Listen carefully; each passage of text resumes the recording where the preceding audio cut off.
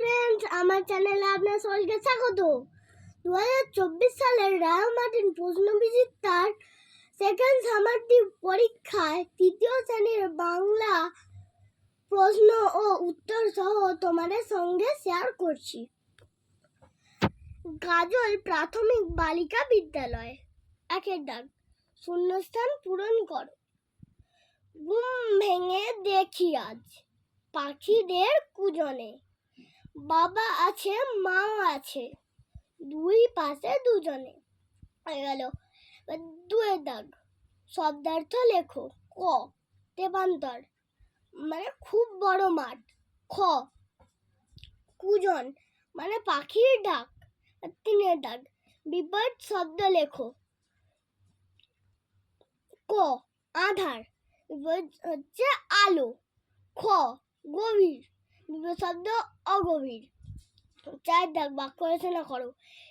এটি আমি আমার আগের ভিডিওতে দিয়ে দিয়েছি, সেটা দেখে তোমরা প্র্যাকটিস করে নেবে। পাঁচের দাগ, এলোমেলো বর্ণগুলিকে সাজিয়ে শব্দ তৈরি করো। ক, এটাকে সাজিয়ে লিখলে হবে শ্যামবাজার। খ, এটাকে সাজিয়ে লিখলে হবে শাখা পোশাখা। তারপরে ছয়ের দাগ, ধ্বনি কাকে বলে, বর্ণ কাকে বলে। ধ্বনি যেটা আমরা মুখে উচ্চারণ করি সেটাকে বলা হয় ধ্বনি, আর ধ্বনির লিখিত চেহারাকে বলা হয় বর্ণ। হলো। এবার সাতের দাগ, বর্ণ বিশ্লেষণ করো।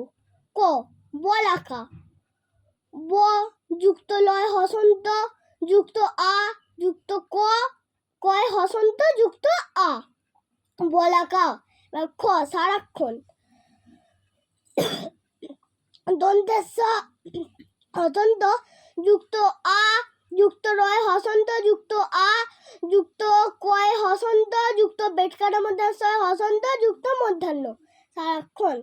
হলো। এবার আটের দাগ, নিচের প্রশ্নগুলিতে উত্তর দাও। ক, নদীর তীরে একা গল্পে লেখকের প্রিয় ঘাট কোনটি? নদীর তীরে একা গল্পটিতে লেখকের প্রিয় ঘাটের নাম হলো খাদিনান ঘাট। খ, বাগানের খরগোশ দুটো কেমন? বাগানের খরগোশ দুটো খুব ভালো। গ, লিপিকে দেখলে কারা খুশি হয়? লিপিকে দেখলে গাছেরা, পাখিরা এবং কাঠবেড়ালিরা খুশি হয়। ঘ, গাছ বসাবো কবিতাটি কার লেখা? গাছ বসাবো কবিতাটি কার্তিক ঘোষের লেখা। তো এগুলো তোমরা লিখে খাতায় চটপট লিখে প্র্যাকটিস করে নাও। তো এগুলো থেকে তোমরা পরীক্ষায় অনেক কমন পেতে পারো। টাটা।